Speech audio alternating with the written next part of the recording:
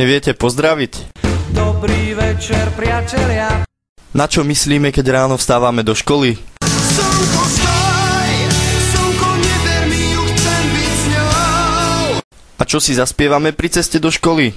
A ja ťa nechcem, a ja ťa nemilujem, a ja ťa nemám rád. Na čo myslíme už v pondelok? V piatok, podvečer si zresetujem hlavu. Aké sú naše pocity pred písomkou? Nedá sa ujsť, pred svetom neutečieš. Čo si myslí triedna, keď vchádza do triedy a nesie písomky so samými peťkami?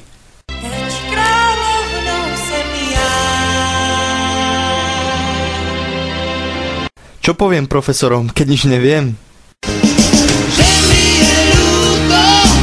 Na čo sa tešíme, keď zazvoní na prestávku? Cigaretka na 2 ťahy. A na našu 10? Mám na teba chuť a stále ťa chcem. Kúsok po kúsku, celú ťa zjem. Na čo myslí profesor, keď ide vyvolávať k tabuli? Poď sem, nech sa s tebou zblížim. Poď sem, ja ti neublížim. Poď sem, ja ťa nezbijem.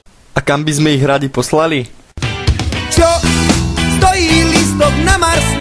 Čo si myslím, keď donesiem ospravedlnenku? Škoda, že je iba vymyslená. Ako pravidelne končíme školský rok?